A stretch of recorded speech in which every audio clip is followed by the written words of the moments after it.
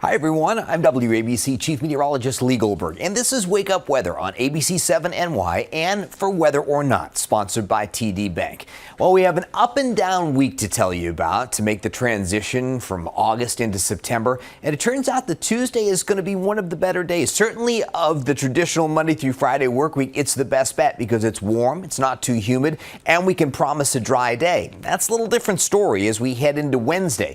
We have an AccuWeather Alert that day for heat and a storm threat as well. And not just in the afternoon. There are going to be some showers and thunder showers that come in towards sunrise on Wednesday as warm and humid air invades the area for a day. And then with a cold front approaching late in the day and the evening hours, another threat of some strong to isolated severe storms, damaging winds and heavy downpours, the biggest threats. The extended forecast. After we get this front through on Wednesday, we get a maritime air mass coming in, meaning we've got a wind coming off the Atlantic. It's going to keep a cap on temperatures. It's also going to keep a fair amount of clouds in here on Thursday and Friday. And unfortunately, that unsettled weather will bleed into at least the start of the holiday weekend. But the deeper we get into the weekend, the better the weather will become. In terms of the dew points, well, the humidity is on its way up. It's really pretty bearable on Tuesday. Not talking about oppressive air, low and mid 80s, the dew points in the low 60s. But those dew points spiked to near 70 on Wednesday. So there's pretty high heat in the 90s, there's high humidity, there's a front approaching, so we've got all the ingredients for some thunder showers around. Again, bookend storms to begin and end the day. And then those dew points take a nice dip into the comfy 50s both Thursday and Friday. But it'll also feature a fair amount of clouds, limited sunshine, have a coolish feel, and there might be a couple of showers around. And then we get those dew points to more seasonable levels, closer to 60 or a little bit above Saturday into the rest of the holiday weekend. But the air looks pretty dry for Sunday and into Labor Day as well. One thing on your Tuesday to keep in mind, especially in areas that get a few thunder showers Monday night into Tuesday, or at least Monday night, is that we'll have some patchy fog around. It's more likely as we go through parts of northern New Jersey and in the Hudson Valley. Remember, the nights are getting longer. We've got some humidity, and there probably could be some patchy fog on parts of Long Island and down the Jersey Shore as well. The good news is it's very short-lived, but it is timed with your morning commute, and by the tail end of that morning commute, visibility should improve pretty rapidly. Overall in the Futurecast, what a nice start to the day on Tuesday. You've got some upper 50s in our coolest spots in northwest New Jersey and into the Catskills. Most of our suburbs should be in the low to mid 60s, and it'll be in the upper 60s in New York City. Throughout the day should be a partly to mostly sunny day. A few clouds may form along the sea breeze front in the afternoon. We're in the low and mid 80s, and again, the humidity is basically on the moderate side. If you have Tuesday evening plans, you're fine. We're in good shape. We have mainly clear to partly cloudy skies. In fact, the first cloudiness will probably start getting into our western suburbs as we get into the middle part of the evening on Tuesday. Now, that's the leading edge of higher humidity and a warm front that's coming in. So even toward, let's say, the 10 o'clock hour, there may be a thunder shower or at least a shower that gets into the Poconos and Catskills. And those showers could be more widespread in the pre-dawn hours to around sunrise on Wednesday. So there might be a strong thunder shower or at least a few downpours to greet the Wednesday morning commute. With this warm front lifting to our north, the best chances for any heavier downpours would be in the Hudson Valley, northern New Jersey, but a shower could certainly slide across New York City and Connecticut and the North Shore of the island as well. So that will start with some cloud cover on Wednesday. So it might be hazy, a little sunny break or two by the time we get to late morning. And, you know, we're talking about that day being a hot day. Well, it might be more of an afternoon surge of heat as that sunshine comes out and temperatures start to spike. So we can get into the upper 80s and lower 90s, and then a cold front starts approaching. Now, we'll have to see if the storms in the morning hours a little beefier where we have some heavy thunder showers, the atmosphere has to reload and get its energy back together.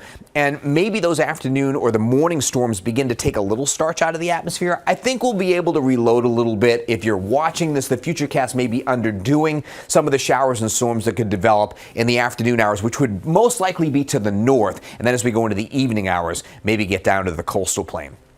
So the Storm Prediction Center has us in a level 2 severe risk on Wednesday for damaging winds, some hail, and some downpours as well. So there will be some scattered heavy thunderstorms, borderline severe, as we go through Wednesday. Again, there's a chance to the north in the early morning hours, and then in the afternoon is when the better chance of some severe storms would be. But they'll probably be widely scattered. So that's when the peak heat is with us on Wednesday, out ahead of this front. That front settles through. high pressure is coming through eastern Canada and our wind is out of the northeast, but that frontal boundary is still probably sitting from about Harrisburg to Cape May and into the Delmarva. So we'll still have a fair amount of clouds around. There might be a stray shower and again, cool temperatures. I think we're talking limited sunshine that day. High pressure takes a position over, let's say, Nova Scotia. On Friday, we're still in more of an easterly, northeasterly wind. There'll probably be a few more breaks around, but also a stray shower and continued cool. We're only in the mid and upper 70s that day. Then a cold front starts pushing toward us from the west, and there's also an area of low pressure that may be toward, let's say, Philly or Baltimore on Saturday. That's just kind of a messy looking weather map. So we're looking at showers and some thunder showers and any time during the day on Saturday. A lot of clouds, probably a humid day, temperatures getting probably in the upper 70s at best. So Saturday probably looks like the worst of the 3 days of the holiday weekend. And after that, that front should push offshore and give us some drying. Maybe there's some leftover cloudiness on Sunday, but we should see at least some increasing sunshine, lowering humidity, and the temperature should get back into the 80s that day.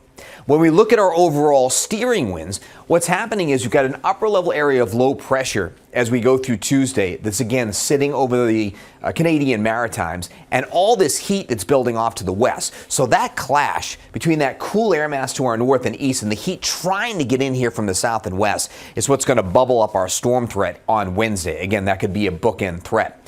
But by the time we get into Thursday and Friday, we've got that marine air mass coming in. And in fact, a simple look at the steering winds in the jet stream, and you might think that we've got a nice ridge in the east that we're going to start heating up, but it's the surface flow that's the problem off the Atlantic, keeping us rather cool. So now we need a kicker that's going to change this weather pattern for the holiday weekend. That's not going to arrive until that front on Saturday. You can see this trough or dip in the jet stream coming in. So that will send that front offshore. It'll switch our winds around at the surface. We'll dry out. Sunday will be our improving day. We should do pretty well on Labor Day as well. Little concerned about some high clouds in advance of the next system. But overall, Sunday and Labor Day look dry, seasonably warm, certainly not hot, but pleasant weather. 2 out of 3 ain't bad for the holiday weekend. Then it looks like we're getting into a pronounced northwest flow out of Canada, and our weather looks quite cool as we go into the middle part of next week. So that first week of September, a lot of kids that haven't gone back to school, wait until after Labor Day, they go back and the classrooms won't be too hot, which is great news there. The Climate Prediction Center, as you look at the trend beyond the 7 days for below normal temperatures, a really strong signal in the Great Lakes and in the Northeast, above normal temperatures in the West and in the Southeast. But if you look at our area, it's near to below normal here as we go through the first week of September. And just looking at the 10-day trend, one little spike of summer on Wednesday, into the 70s into the start of the weekend. We do well Sunday and Labor Day and well below average, only in the mid-70s Tuesday through Thursday of next week. In terms of precipitation, it looks like an above normal pattern as we go into the first week of September as well. Rain chances in the short term, we have our Wednesday threat. Thursday and Friday, there's just some passing showers around each day. It's about a 20-30% shot. Saturday is our best chance for seeing showers and storms, and then that rain threat tails off nicely into Sunday and into Labor Day. Checking out the tropics. Boy, the Pacific has been unbelievably busy while the Atlantic has been in hibernation. So, of course, we had Hone, which gave up to 20 inches of rain on the Big Island. You have Gilmo, which is moving off to the west. And then you have Hector as well. So those are all lining up. The good news is the next two storms in line, the G and H storm, they kind of fizzle before they approach the Hawaiian Islands. So going over to more depression, bringing some rain showers, but nothing like Hone.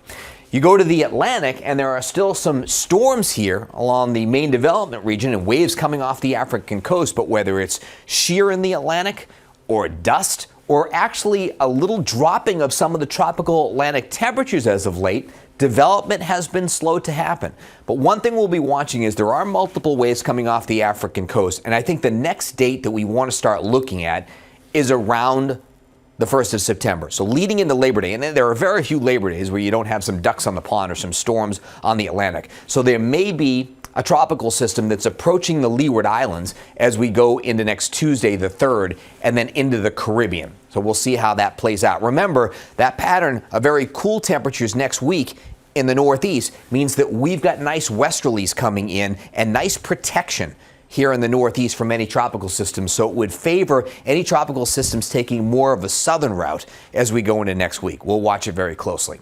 Speaking of the waters, on Tuesday it's a northeast wind early, fairly light, going to southeast. Waves mostly 1 to 2 feet, couple of 3-footers. Water temperatures around 70, and the rip current risk is low. Turns out it's a really nice beach day, and really probably the best of the rest of the week. Even though Wednesday is hot and you get out there on the beach, we just have to watch out for that storm threat, especially in the afternoon hours.